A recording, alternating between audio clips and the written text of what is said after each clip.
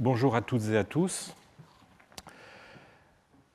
Alors, nous avons vu la semaine dernière quel fut l'impact de la culture romaine sur la conception grecque de la paideia et comment les besoins d'un État de plus en plus bureaucratique ont conduit à l'ébranler, à la modifier, en prenant une sorte de culture de fonctionnaire, pour utiliser une expression que d'autres avant moi ont utilisée. Alors je voudrais voir aujourd'hui la façon dont les partisans de cette paideia classique, de cette éducation classique, ont réagi face à une évolution dans laquelle ils ont vu la maladie généralisée d'une jeunesse en proie à l'appât du gain et prête à trahir l'idéal de l'hellénisme, comme le dit clairement Grégoire de Nice dans une lettre à Libanios, écrite vers 380 au sujet d'un élève, un certain Cunégios, qui a abandonné l'école de la rhétorique grecque, les logoi, les discours. Alors, Grégoire a beau être chrétien, il n'en reste pas moins fidèle à l'esprit de la culture grecque traditionnelle. Il enseignera d'ailleurs, il a enseigné d'ailleurs lui-même la rhétorique. Alors voici le texte. Certains commettent la faute d'abandonner la langue grecque pour la langue barbare. Évidemment, derrière cette langue barbare, il faut voir le latin. Se transformant en soldats stipendiés et préférant l'anone militaire, c'est-à-dire les impôts prélevés pour l'entretien de l'armée, préférant l'anone militaire à la gloire de l'éloquence, et on retrouve le motif de la culture désintéressée par opposition à la culture technique intéressée qui a servi l'homme libre à un maître. Il continue en disant « Je souhaite que Cunégios, donc cet élève, soit aussi éloigné que possible de cette maladie commune qui a saisi la jeunesse d'aujourd'hui et qu'il accorde spontanément toute son attention au discours, donc à la rhétorique. Mais s'il n'en est pas ainsi, malgré lui, il faut lui forcer la main, en considérant que ceux qui ont déjà abandonné les discours se sentent maintenant honteux et misérables. » Alors, l'un des plus virulents opposants à cette nouvelle culture, qu'il juge d'ailleurs comme une espèce d'anticulture ou de sous-culture, eh bien, c'est le correspondant de cette lettre, le rhéteur Libanios, qui tient une école de rhétorique à Antioche et qui n'a cessé de déplorer la mutation culturelle qui se produit autour de lui dans tous ses écrits, lettres, discours, etc., au point même qu'il en vient à rêver, dit-il à l'empereur lui-même, d'une loi selon laquelle on ne s'instruira pas en des disciplines propres à vous rendre étrangers aux travaux des curies, mais en celles qui feront suivre la même voie que les ancêtres, qui n'avaient point d'autre ambition que de porter secours à leur patrie en usant de la langue grecque. Et là, vous voyez que dans cette phrase, il oppose les compétences propres aux fonctionnaires de l'administration impériale, le latin, le droit, la tachygraphie, comme on l'a vu déjà. Il les oppose à l'éloquence des débats des curies, des boulailles, ces fameuses curies où se retrouve l'aristocratie municipale formée selon l'éducation classique grecque. Par ailleurs, pour illustrer cette réaction de Libanios à cette culture de fonctionnaire, je me limiterai ici au discours 62, datable du début de la décennie 380, dans lequel Libanios répond aux critiques que les partisans de cette culture de fonctionnaires ont faites à l'encontre de son système éducatif, système qui prône l'enseignement d'une rhétorique fidèle à l'idéal de la paideia classique. Cet idéal a été, nous dit-il, dès le début battu en brèche par Constance II. Constance II qui s'entoura, nous dit-il, d'un ramassis de barbares et d'eunuques voyous qui harcelèrent par tous les moyens l'éducation rhétorique, humiliant ceux qui en bénéficiaient, et qui, à l'inverse, élevèrent au rang de sénateurs des secrétaires, donc des tachygraphes, des sténographes, qui ne valaient pas mieux que leurs propres esclaves, ni pour l'intelligence, ni pour l'habileté manuelle. Mais les eunuques méprisables et ivrognes devinrent si insolents et si arrogants qu'ils promurent les secrétaires aux chaires des préfets et les y installèrent. Cela créa, selon Libanios, un découragement un découragement chez les étudiants de la filière traditionnelle. Lorsque les élèves des écoles voient cela, crois-tu qu'ils ne se sont souvent dit « Quel est l'intérêt pour moi de ces innombrables travaux où je dois passer par l'étude de nombreux poètes, de nombreux orateurs, toutes sortes d'écrits, si le résultat de mes efforts est que je me traîne dans le déshonneur alors qu'un autre connaît le succès ?» Et pourquoi ne parler que des étudiants ? C'est à partir de ces réflexions que leurs pères, des hommes qui ont travaillé dans la rhétorique, qui ont commencé à élever leurs fils en combinant la rhétorique et son alternative, c'est-à-dire les métiers liés au droit, et en respectant la gloire de l'éloquence, mais en voyant la puissance qui réside dans l'autre système, mais en voyant la puissance qui réside dans l'autre système. Et là, vous avez un jeu de mots, parce que le mot puissance qu'il utilise, c'est Romé, la force, mais Romé, c'est aussi Rome, qui est le symbole de cette culture alternative. Ils étaient personnellement pénalisés par rapport à l'autre système, continue-t-il, à cause de leur formation rhétorique, et ils ont semé le découragement chez les autres sous prétexte que l'éloquence n'était pas une formation adéquate pour réussir. Après le contexte politique, Libanios s'en prend ensuite à ce qui, selon lui, a été le plus grand frein au prestige de l'enseignement littéraire, l'enseignement du droit. Jusqu'ici, on voyait, nous dit-il, les jeunes gens des ateliers, ergasterion, donc les jeunes qui apprennent un métier artisanal, comme ceux dont je vous ai parlé au premier cours, préoccupés de leur pain quotidien.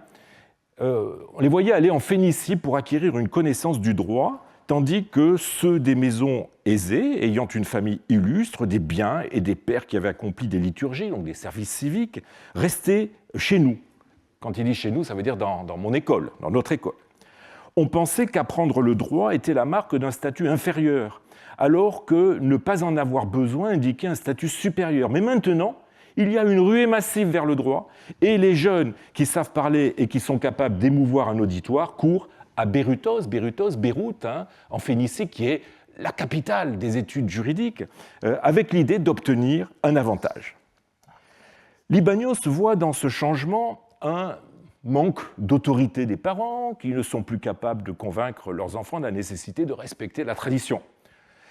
Bref, tout va à volo. La jeunesse, au lieu de se former à la rhétorique, quintessence de la païdia classique, et de passer ensuite le flambeau aux générations futures grâce à l'enseignement, préfère se ruer vers des métiers lucratifs où, en se spécialisant dans des professions liées au droit et à la fonction publique, elle abdique l'idéal de la culture traditionnelle.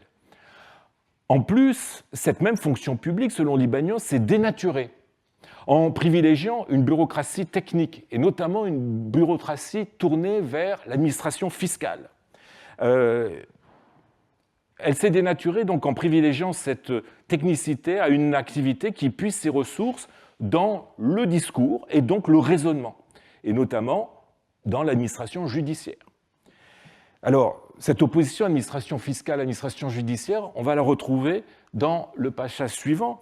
L'activité des gouverneurs, et là le terme qui est utilisé c'est le mot juge, car le gouverneur est le juge par excellence, l'activité des gouverneurs en matière de perception des impôts et le fait qu'ils consacrent une brève partie de la journée aux actions en justice alors que le plus clair de leur temps est consacré à l'étranglement, au harcèlement des débiteurs, ont banni les longs et beaux discours et ont rendu la véritable fonction de l'orateur inopportune.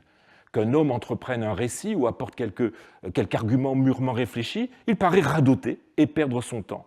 En revanche, les ignorants, les gens ordinaires, ne valant pas mieux que les garçons de rue, qui instruisent sur les affaires pour lesquelles ils comparaissent, davantage par des gestes que par l'harmonie de la voix, ceux-là, on en a fait des gens puissants. Mais si la situation était demeurée conforme aux anciennes coutumes, et si le gouverneur ou le juge exigeait un discours bien composé et renvoyait de nouveau chez le maître celui qui n'était pas capable de le faire, tu verrais tous nos élèves assaillis par ceux qui ont besoin d'assistance et ne pas suffire à la multitude de ceux qui demandent à être défendus. Mais à présent, l'incapacité à parler constitue un avantage, tandis que savoir bien pratiquer l'art oratoire devient un motif de reproche. Que personne donc ne juge le plus authentique orateur à l'aune de ses honoraires, mais à la maîtrise de l'art. Mais si tu me demandes de regarder l'argent qu'il gagne, moi je te demande de regarder leur âme. qu'ils ont rendu barbare, en pratiquant notamment ce type de métier qui, nous dit Libanios, on se détourne de l'idéal grec et donc on devient un barbare. Car ceux dont nous nous moquons chez le maître d'école, ce sont eux qui passent maintenant pour des techniciens, et le mot grec qui est utilisé est technitai, donc l'artisan, le possesseur d'une technique, sont ceux qui passent maintenant pour des techniciens en matière de procès et qui chaque jour rentrent chez eux les mains remplies d'or. Aussi en est-on arrivé à ne voir dans les enseignements que des machines à produire, dans les enseignants, que des machines à produire des fonctionnaires, au point qu'on les juge, ces mêmes enseignants, en fonction de leur palmarès en la matière. C'est ce que nous dit Libanios un petit peu plus loin.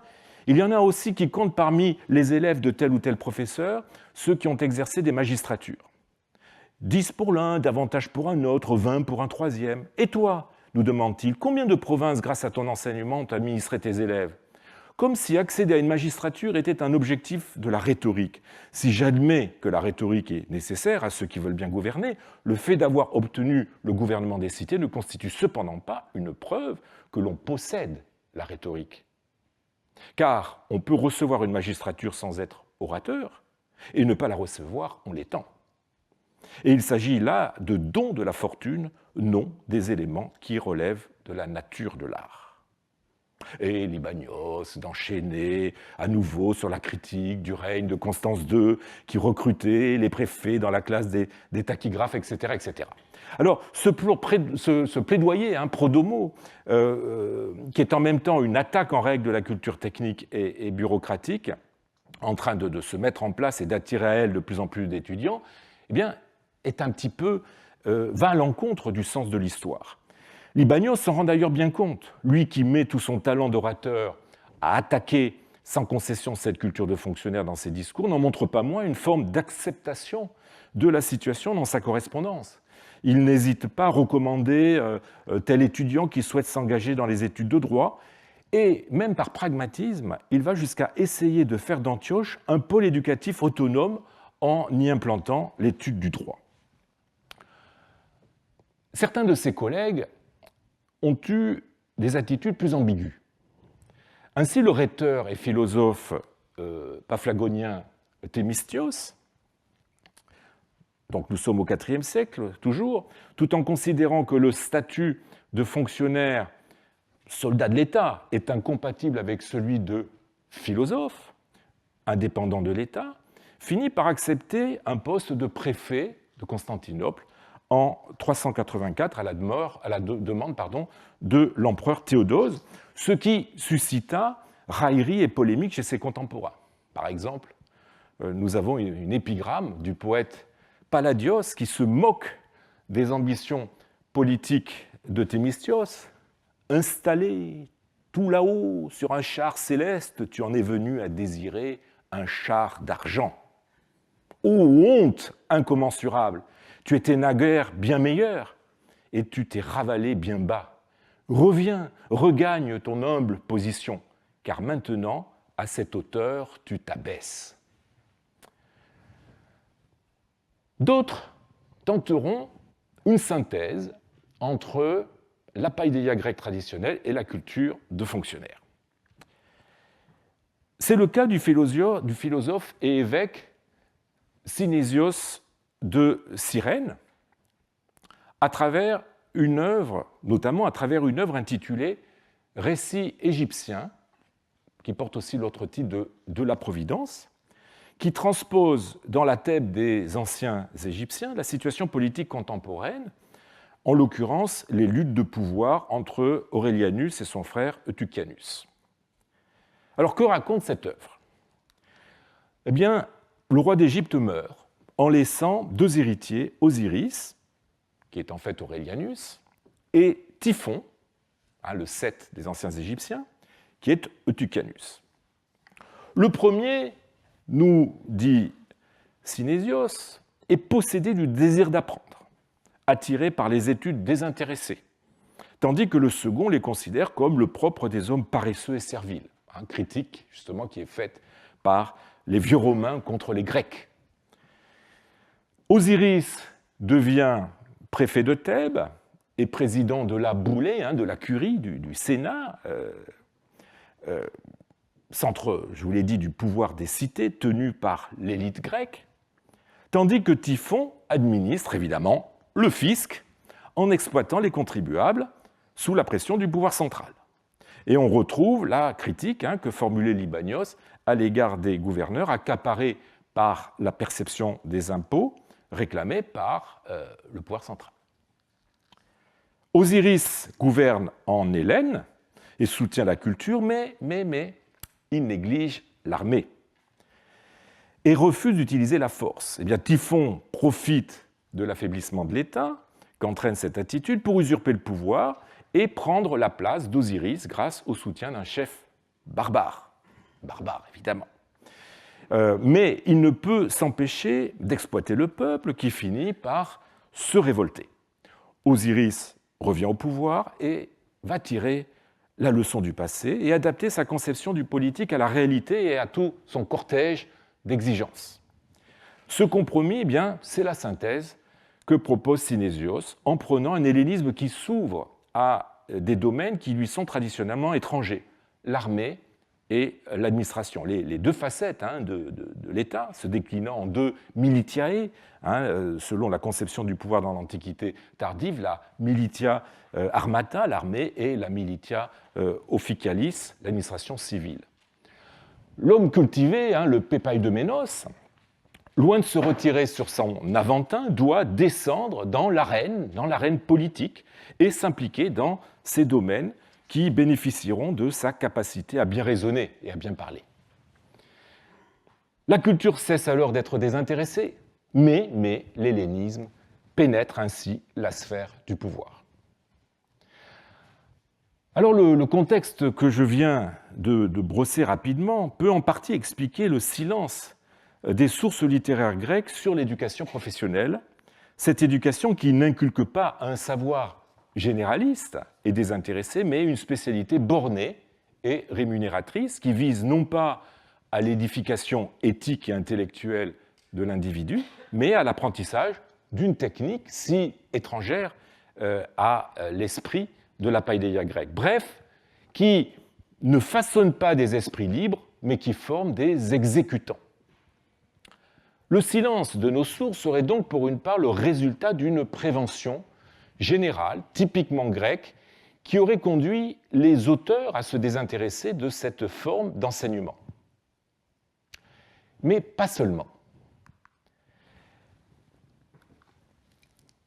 Si les sources littéraires sont peu loquaces, les sources papyrologiques devraient nous être infiniment plus utiles sur le sujet en nous livrant des exercices d'apprentissage, de copistes ou de clercs, de même que ces mêmes sources ont livré des centaines d'exercices d'écoliers, comme nous l'avons vu les années précédentes.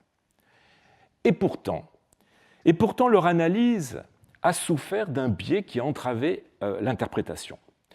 Les prédécesseurs ont été tentés de voir des exercices d'école classique ou d'école généraliste dans ce qui relève en fait d'école professionnelle. Je voudrais me limiter à deux exemples. Les fouilles du monastère de Der el-Ghizaz, anciennement connu sous le nom de Fell, ou d'Appa Samuel, ou Samuel de Fell, vous voyez où ça se trouve, c'est un petit peu au-dessus de Thèbes. Ces fouilles de ce monastère, qui a été fondé au VIe siècle, ont livré plusieurs ostracas des 6e, 7e siècles, qui ont été édités des années après par Anna di Bitonto Caser, comme étant des textes scolaires.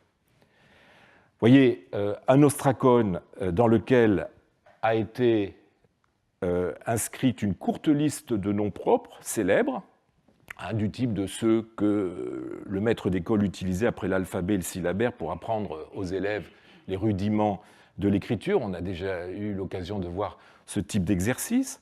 Et justement, après ces noms, vous avez un alphabet, alpha, bêta, gamma, écrit d'une main, comme vous le voyez, assez peu experte. Un autre ostracon qui est couverte d'un syllabaire. Et enfin, un troisième contenant des lettres répétées plusieurs fois dans l'ordre alphabétique, de alpha jusqu'à θ, mais l'ostracone est cassé, il devait y avoir plus ensuite. Alors les deux premiers qui, par soit l'écriture, soit le type d'exercice, se rattachent à l'enseignement du grammatiste, du maître d'école élémentaire, pourraient inciter à voir dans le troisième les tentatives d'un apprentissage des lettres par un élève apprenant à écrire. C'est l'interprétation qu'en donne l'éditrice. Mais l'examen de l'image la rend caduque. Les lettres ne sont pas celles qu'on attend de la part d'un débutant. Vous voyez qu'elles font montre d'un certain maniérisme, notamment avec des empattements à l'extrémité de certaines lettres. Et vous voyez qu'il y a aussi des jeux de plus ou moins de plein et de déliés, ce qui font qu'elles sont plutôt caractéristiques d'un style d'écriture calligraphique. Ce style d'écriture est appelé la majuscule biblique, car il est utilisé pendant des siècles pour la copie de textes littéraires, notamment chrétiens. C'est par exemple le style d'écriture qui est utilisé dans un manuscrit célèbre biblique qui est le Sinaiticus. Alors, j'aurai l'occasion de vous en montrer beaucoup d'autres exemples. Bref, notre ostracone, loin d'être un exercice d'écolier, est, selon moi, un exercice d'apprenti copiste. Alors, mon second exemple est le pendant documentaire du premier. Il s'agit d'un ostracone qui a été trouvé au monastère d'Épiphane, donc nous sommes sur la rive ouest de Thèbes, qui présente un alphabet qui est suivi d'une phrase dans la même écriture. Raffaella Cribiore a inclus dans son corpus des textes scolaires ce texte, considérant qu'il s'agissait d'un modèle d'écriture. Or, il s'agit là d'une écriture très cursive qui n'est absolument pas du genre de celle enseignée aux élèves qui apprennent à écrire. Et d'ailleurs, vous pourrez remarquer que le nu a une forme très bizarre, avec un élément supplémentaire que l'on trouve dans certaines formes de cursive extrêmement élégantes. Donc, il ne s'agit pas du tout du style d'écriture enseigné à un élève débutant, mais plutôt d'un style d'écriture qu'on attend d'un secrétaire de bureau ou d'un notaire. On a été tenté aussi de voir dans des exercices d'apprentis secrétaires ou notaires des réalisations de professionnels aguerris. C'est le cas des tablettes comportant des textes juridiques comme celles aujourd'hui au Vatican et datant du 7e siècle qui contiennent des contrats grecs et coptes relatifs à des personnes habitant principalement dans le nome oxyrhynquite. Les éditeurs ont eux-mêmes hésité sur la nature de ces textes, exercices scolaires ou extraits d'actes réels consignés sur des tablettes à des fins privées. Ils finissent par pencher pour une provenienza scolastica, provenance scolaire. Mais encore faut-il s'entendre sur ce terme, école classique ou école professionnelle. Or, là encore, les éditeurs semblent n'être prêts à envisager que la possibilité d'exercice de copie qu'un maître d'école aurait proposé à des élèves en remplaçant les textes littéraires par, nous dit-il, des formules et des situations plus proches de la réalité. Comme si l'enseignement se limitait à l'école primaire ou à l'école secondaire. Quand l'hypothèse d'acte réel est privilégiée, plusieurs modalités sont envisagées correspondant à diverses phases de rédaction. Dans l'ordre chronologique de ces phases, on a interprété certaines de ces tablettes comme des modèles utilisés pour la rédaction d'un texte réel, soit d'une lettre, soit d'un acte juridique. Par exemple, la tablette que vous avez à l'écran contient des parties de 3 contrats, une location, une vente et une reconnaissance de dette. Le dernier éditeur, Amphilochios Papathomas, conclut sans hésitation à des textes modèles, moustotextes, qui auraient appartenu à un notaire ou à un écrivain professionnel ou à un secrétaire de grand domaine. Mais il y a bien trop d'éléments précis pour qu'il s'agisse d'un modèle. Un modèle, normalement, se doit d'évacuer le plus possible les éléments variables. Par ailleurs, le nombre de fautes, et là je vous mets l'apparat critique de l'édition, qui signale toutes les fautes commises par le scripteur, eh bien, le nombre de fautes oriente bien plutôt vers un essai réalisé par un apprenti notaire. L'hypothèse des modèles a été aussi avancée par les éditeurs de volumes où se trouvent publiées les tablettes du Vatican que je vous ai rapidement montrées il y a quelques minutes. La difficulté de distinguer les modèles des exercices est, il est vrai, réelle. Et je dois dire qu'il nous manque une étude systématique des modèles et de leur écriture, à l'exception de l'étude, mais hélas très ancienne, de von Drufel, et qui n'a pas pu prendre en considération toute la documentation, évidemment, dont nous disposons aujourd'hui. Alors, on peut aussi proposer de voir dans les tablettes des brouillons. C'est le cas avec ce feuillet de papyrus contenant le début d'un contrat de location entre, je cite, Flavius Jean, par la grâce de Dieu, singularis de l'officium gouvernoral de Thébaïde, fils d'Anoubion, de très pieuse mémoire, originaire de cette cité des Antinoïtes, d'un côté, et de l'autre, Aurelius, un tel, fils d'un tel, agriculteur, originaire, par la grâce de Dieu, de tel village du nom Hermopolite.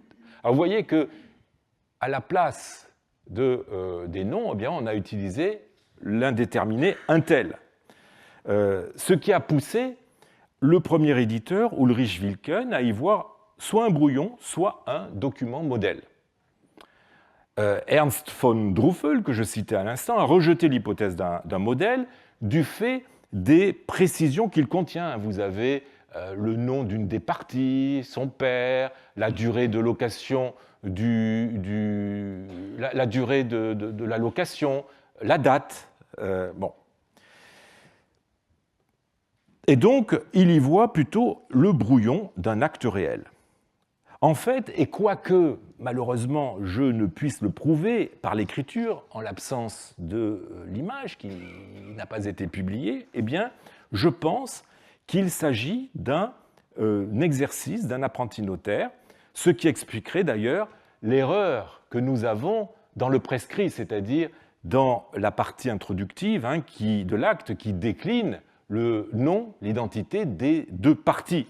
Le locataire a son nom au nominatif et le propriétaire au datif, alors que ça devrait être le contraire. Grossière erreur que n'aurait évidemment pas commise un notaire, même dans un brouillon. Enfin, on a interprété certaines tablettes comme des copies privées d'actes. Par exemple, celle que vous avez à l'écran, qui est partagée entre Malibu et Würzburg, qui contient sur ses deux faces un contrat de vente datant de 574. Alors, son éditeur y voyait la copie qui aurait été faite par le vendeur à Antinopolis d'un contrat établi à Oxyrhynchos, puisque le formulaire est typique de ce nom, alors que la partie supérieure de la tablette, on le sait, a été retrouvée à Shechabada, qui est le village moderne, pas très loin du site d'Antinopolis. Le vendeur, dans ce contrat, aurait éliminé de sa copie les éléments qui lui paraissaient inutiles, la date, description des propriétés bordant celles qu'il vendait, et les a remplacés par le mot ta excess, kaita excess, etc. Pourtant, et d'ailleurs, il a aussi évacué la souscription des témoins. Pourtant, la date est un élément important dans un contrat, et on comprend mal que le vendeur se soit fait une copie qui ne la mentionne pas. Par ailleurs, le nombre de fautes commises par le scripteur et qui sont signalées par des astérisques, et vous voyez qu'il y en a pas mal, phonétisme, omission de lettres, vous voyez même ici vous avez dioi, il faut lire dikaiois, indique clairement qu'il s'agit d'un exercice d'apprenti notaire, ce que semble confirmer le support, une tablette de bois et non un feuillet de papyrus qui aurait été plus approprié à l'archivage. En bref, il nous faut sortir de ce qui pourrait ressembler à un blocage épistémologique et reprendre l'ensemble du recueil des textes prétendument scolaires en prenant soin d'en examiner les originaux ou les images, qui malheureusement manquent souvent dans les publications anciennes, car seule l'analyse paléographique permet de différencier un exercice relevant de l'école primaire des exercices d'apprentissage de l'écriture calligraphique, voire des entraînements calligraphiques d'un copiste confirmé. On doit alors si on fait ce travail, on voit se dessiner un abondant corpus qui, loin de documenter un enseignement scolaire du premier degré, celui du grammatiste, nous fait rentrer dans le quotidien d'un enseignement professionnel, même si la confusion entre les deux est parfois inévitable pour des raisons sur lesquelles je reviendrai à la fin de cette année. Ce corpus dessine les contours de ce chapitre oublié des études sur l'éducation, et je vous invite à le feuilleter de façon à nous faire une idée plus nette des formations dispensées aux futurs professionnels de l'écrit et des méthodes pédagogiques suivies. Alors, pour feuilleter ce chapitre, je vous propose de mener une enquête qui ne passera pas en revue les différents métiers, trop difficiles à séparer du fait, évidemment, d'inévitables recoupements, mais qui partira des compétences de base nécessaires à chacun, telles qu'elles sont enseignées d'après les exercices à notre disposition. Ainsi, les chiffres, les lettres, les langues, peut-être je devrais dire les écritures, parce qu'on verra que ce n'est pas toujours uniquement des langues, et les formules. Chacune de ces compétences correspond à des métiers différents qui ne sont pas toujours faciles, je disais, à distinguer en partant des exercices eux-mêmes et qui pouvaient évidemment se combiner, comme nous aurons l'occasion de le voir. Alors, l'école traditionnelle ne préparait pas aux aspects les plus concrets de la gestion et de l'administration, pris dans son sens large, comme savoir tenir une comptabilité ou savoir écrire certains types d'actes. Autant de compétences qui pouvaient mener au métier d'intendant, gestionnaire, d'entreprise ou de domaine, ou à celui d'agent de la fonction publique. Et je vous signale que les deux tenaient à se rapprocher durant l'Antiquité tardive, où les grands domaines s'apparentent évidemment, j'ai déjà eu l'occasion de le dire, de plus en plus à des institutions semi-publiques qui endossent de nombreuses responsabilités administratives pour le compte de l'État. Alors, les réformes de Dioclétien et de Constantin, poursuivies par leurs successeurs, conduisent, comme je vous l'ai déjà dit, à augmenter le volume des fonctionnaires et à exiger d'eux de nouvelles compétences, notamment dans le domaine de la comptabilité. Les besoins en personnel capable de manier les chiffres, de gérer des opérations de nature fiscale ou économique, qui n'ont cessé de croître. Le développement des grands domaines, en grec les oikoi, en latin domus, à la faveur de la concentration des terres, suscite une demande de plus en plus forte en intendants, en gestionnaires ou administrateurs de toutes sortes, tout comme l'accroissement des activités économiques des cités au IIIe, IVe siècle. L'augmentation des volumes d'investissement requiert sans cesse plus d'agents spécialisés. La figure du manager ou de l'intendant, en grec vous avez toute une série de mots pour désigner ce type de profil, dioiketes, prontistes, pronoetes, epitropos, epimeletes, et il y en a d'autres, eh bien cette figure prend ainsi de plus en plus d'importance. Les compétences exigées de ces agents sont multiples et ne se réduisent pas à savoir manier des chiffres. Dans le domaine des lettres, ils doivent savoir rédiger des lettres, ainsi que des actes juridiques de base, ceux qu'on pouvait être amené à écrire sans passer par un notaire professionnel, comme les contrats de prêt, les locations, des ventes à terme. Je reviendrai sur ce type de contrat. Ils doivent même apprendre les multiples styles d'écriture qui correspondent à la rédaction de ces divers documents. Mais c'est surtout le domaine des chiffres qui leur confère un profil spécifique pour lequel ils étaient recherchés. Ils doivent dominer les règles de la comptabilité et être à l'aise avec les opérations permettant de calculer les montants des locations, et des impôts, par exemple, à répartir parmi les employés d'un domaine, les volumes de matériaux et de main-d'œuvre pour des travaux, etc., etc., etc. C'est d'ailleurs leur compétence dans le monde des chiffres qui nous permet aujourd'hui d'identifier les documents relatifs à leur formation, car les autres, rédaction de lettres ou rédaction d'actes juridiques, sont partagés par bien d'autres professions, comme les secrétaires de bureau ou comme les notaires, que nous aurons l'occasion d'examiner par la suite. Il est vrai aussi que les notaires ou certains fonctionnaires se devaient d'avoir des compétences également en calcul, ce qui ne rend pas toujours aisée l'identification du type de métier auquel ont choisi de se former les apprentis dont nous étudions aujourd'hui les cahiers de cours ou autres exercices. Conscients de ces difficultés méthodologiques, essayons malgré tout de traquer à travers la documentation papyrologique les apprentis qui, comme vous vous souvenez, Pierre, fils de Dioscore, dont nous avons parlé il y a 2 semaines, ont choisi de se former à la comptabilité en même temps qu'à d'autres savoir-faire nécessaires pour rentrer dans le monde du management ou, pour le dire en français, de la gestion. Alors la tâche n'est pas aisée. Un des obstacles tient à la difficulté de faire la différence entre des exercices et des documents réels quand il s'agit de textes du genre de ceux que peut pratiquer un intendant, comme on l'a vu, comptabilité, lettres et documents juridiques. Alors pour surmonter cet obstacle, je me limiterai à des textes transmis par des tablettes soit isolées, soit parvenues sous la forme de codex. Tablettes puisque ce support est a priori typique de l'enseignement.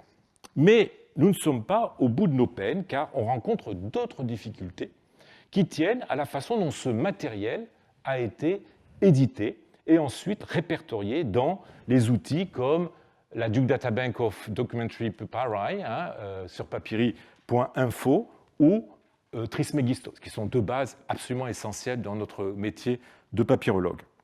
Alors prenons l'exemple de cette tablette du Vatican, écrite au début du 7e siècle, sur les 2 faces, et éditée dans un volume appelé T varié, un tavolette T de provenance variée, sous les numéros 7 et 8. À chaque face a été donné, comme vous le voyez, c'est la même tablette, à chaque face a été donné un numéro de publication différent, 7 et 8.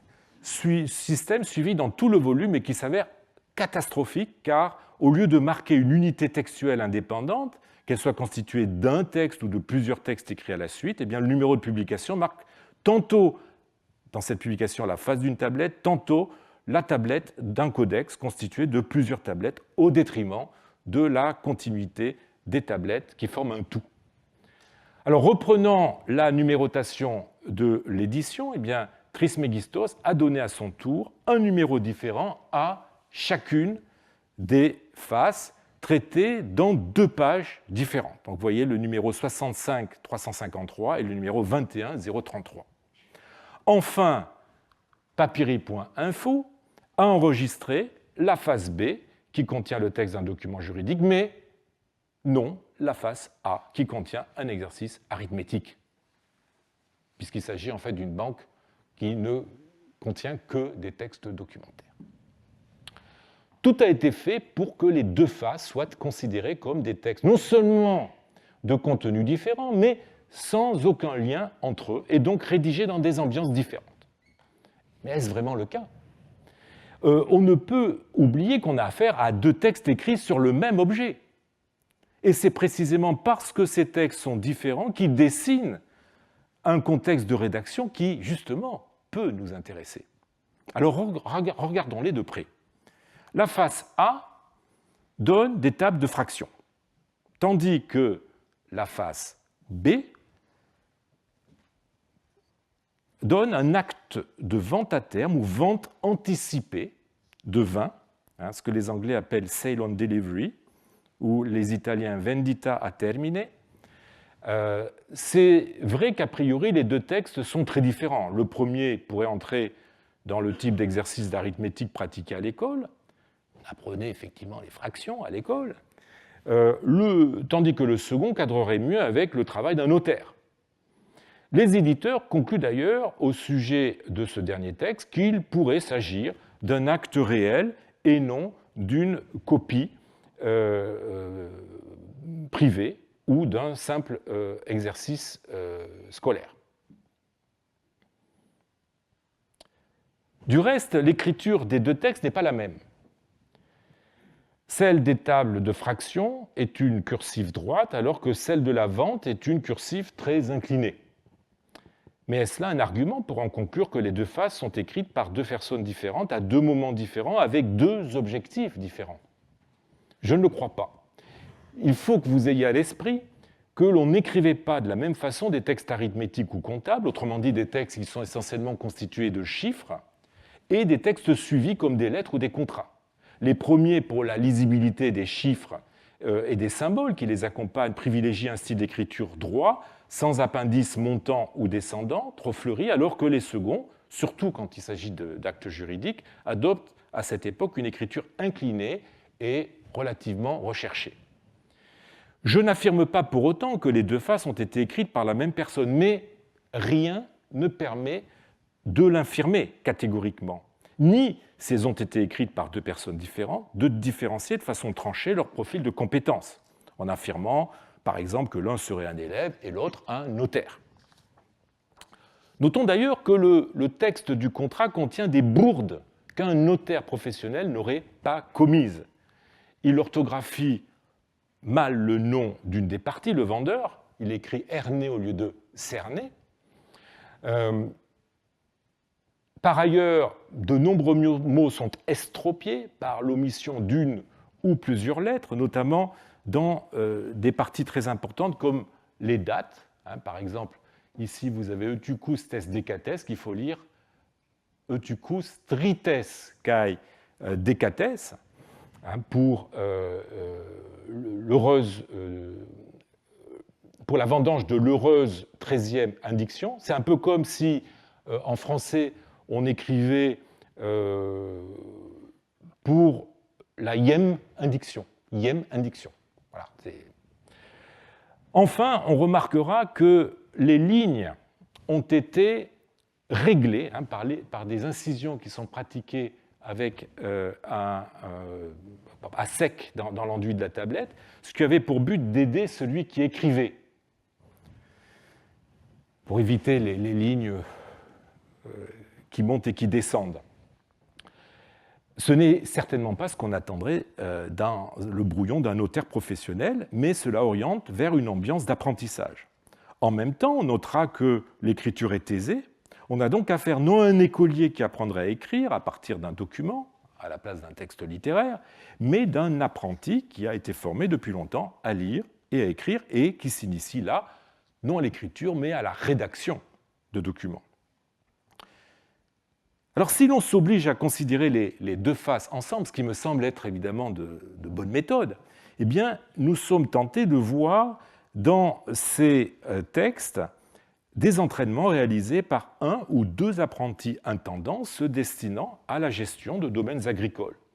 Celle-ci nécessitait la connaissance des fractions pour les diverses opérations économiques qu'elle impliquait, et en même temps la maîtrise du formulaire de certains actes que les intendants pouvaient être amenés à rédiger eux-mêmes, comme précisément la vente à terme, qui se présente comme une sorte de reconnaissance de dette dans laquelle le vendeur reconnaît avoir reçu une somme compris d'une quantité précise de marchandises qu'il s'engage à livrer lorsque celle-ci sera disponible. C'est une transaction qui était très fréquente à partir du IVe siècle et qui trahit le manque de capitaux chronique dans la paysannerie égyptienne, manque de capitaux dont certains entrepreneurs agricoles, évidemment, cherchent ou chercheront à tirer profit. Alors, le mélange de textes que nous trouvons dans cette tablette, eh bien, se retrouve dans d'autres tablettes qui orientent aussi vers un faciès d'enseignement assez semblable. Alors, je voudrais vous en donner juste quelques exemples. Voilà une tablette cirée, écrite au VIe, VIIe siècle, aujourd'hui dans la collection Scoyen, qui comprend aussi sur une face un texte juridique, un contrat de prêt, écrit dans une cursive claire et régulière, mais dans une orthographe à faire frémir un notaire professionnel. Et sur l'autre face, eh bien, des tables de multiplication, ainsi que 3 lignes que l'éditeur n'a pas pu déchiffrer. Autre exemple, avec ce codex de 2 tablettes écrites à l'encre à la même époque, qui comprend sur la première un reçu pour des paires de porcelets dans des écritures différentes, et sur la seconde, des tables de fraction et des tables de multiplication. Alors les reçus, justement, sont typiquement le genre de texte qu'un intendant devait savoir rédiger. Troisième exemple, avec ce codex de 6 tablettes, cirées, écrites au VIe siècle, qui comprend, là encore, des textes juridiques. Vous voyez, il y a un contrat de location de terrain, un contrat de vente de terrain.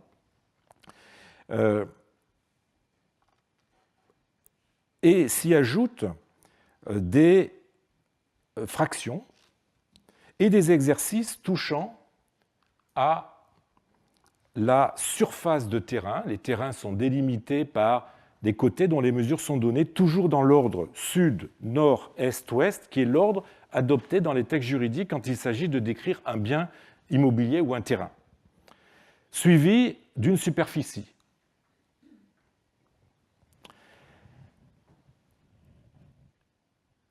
Les éditeurs y voient des exercices de géométrie, géométrie au sens étymologique du terme, c'est-à-dire de mesure de terrain. Et vous avez enfin, toujours dans ce même codex, un exercice de géométrie qui concerne un thésauros, c'est-à-dire un grenier, principalement un grenier à céréales. Mais malheureusement, le texte est rendu obscur par l'état de la tablette. Alors, il est difficile d'affirmer que ces textes sont écrits par la même personne, du fait justement du craquellement de la surface en cire, qui entrave l'analyse paléographique. On a là en tout cas des exercices qui correspondent parfaitement à ceux que devaient pratiquer les apprentis intendants, puisqu'ils concernent tous la vie économique d'un domaine agricole. Et je voudrais terminer par un ensemble de 3 tablettes écrites à l'encre, conservées à Yale, qui a été récemment publiée. Elles sont toutes du 7e siècle et nous offrent une série de textes aux faciès très proches des textes isolés que je viens de vous présenter. Quoique n'étant pas issues du même codex, elles ont de fortes chances de provenir du même endroit, car les textes qu'elles contiennent citent tous des noms de lieux qui appartiennent au nome oxyrhynchite, et notamment le village de Palosis, dont j'aurai l'occasion de reparler. Et les mains de la tablette 186, 188, 190 et 192 pourraient même appartenir au même individu. Alors, regardons la première. C'est une tablette écrite à l'encre, vers 602, qui contient sur une face un reçu d'un nome civil dans une écriture assez peu professionnelle et avec des fautes sur les mots techniques. Et notamment, vous avez une très grosse faute qui est sur le verbe kata balo, qui veut dire verser, verser en l'occurrence une somme ou une quantité de blé. Et là, vous voyez qu'il a interverti 2 lettres, il a écrit kate labé, c'est-à-dire c'est exactement le contraire. Ça veut dire en grec à peu près le contraire. Recevoir au lieu de verser. Et sur l'autre face, eh bien, vous avez là encore des tables de chiffres, en l'occurrence des tables de multiplication. La tablette suivante est écrite à l'encre, de même contenu que les tablettes du Vatican que je vous ai montrées, à savoir sur une face une vente à terme de filasse de lin, rédigée dans une écriture très maîtrisée, contrairement à la langue qui est très fautive. Vous voyez, ce paradoxe, nous le voyons nous suivre constamment. Et sur l'autre, de la même main, des tables de fractions. Et enfin, la tablette 188-189, écrite à l'encre, contenant sur une face une vente à terme, dans une cursive aisée, mais là encore avec des fautes, et sur l'autre face, la fin d'un document juridique en copte. Et le début d'une lettre en copte, j'insiste bien sur le fait qu'on a affaire à du copte, dont chaque ligne semble avoir été recopiée par une autre main. Donc vous voyez, « Oh Dieu, tout d'abord, c'est moi, Pamoun, qui écrit pour prendre des nouvelles, oh Dieu, tout d'abord, voilà, etc. Lorsque j'ai reçu la lettre de votre frère, et quelqu'un d'autre a recopié la phrase. » Étant donné la différence de style d'écriture entre le grec et le copte, il n'est pas impossible qu'une des deux mains du verso soit la même main que celle du recto. Le grec avait un type d'écriture à cette époque qui était un style d'écriture qui était différent de celui du copte. Et donc la même personne pouvait écrire en grec et en copte dans des écritures qui semblent éloignées, mais en fait résultant du travail d'une même personne.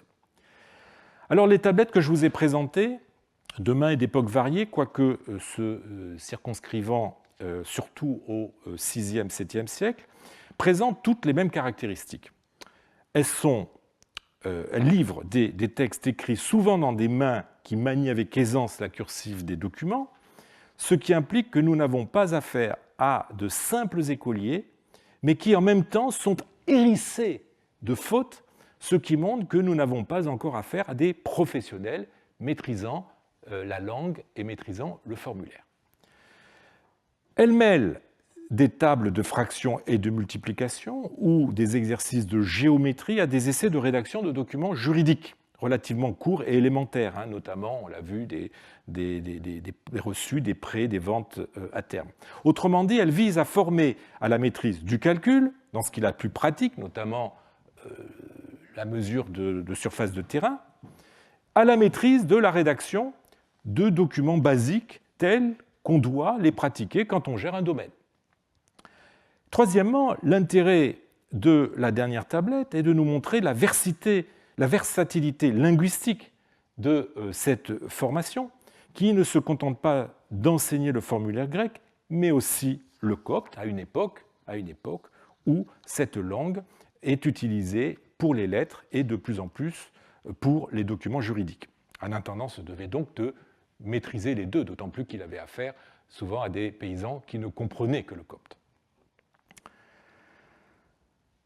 Alors jusqu'ici, nous n'avons entrevu l'enseignement professionnel dispensé à des personnes se destinant à la gestion qu'à travers des exercices sur une tablette ou sur des codex de plusieurs tablettes de longueur somme toute réduite, ne permettant pas une grande variété ni un grand nombre d'exercices. Souvent un exercice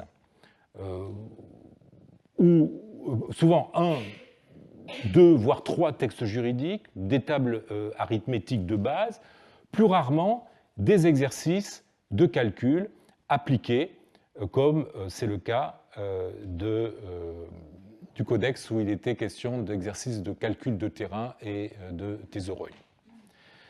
Alors si ce mélange est suffisant, me semble-t-il, pour voir dans l'enseignement dont il résulte non une formation scolaire classique, mais une formation spécialisée, le corpus des textes est assez limité et ne permet pas d'avoir une idée très nette de l'ampleur de la formation reçue par nos apprentis managers.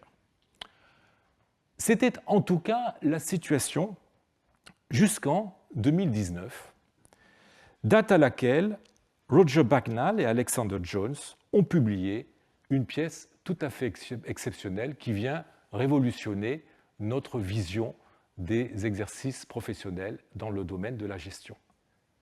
Mais je garde ça pour la semaine prochaine. Je vous remercie.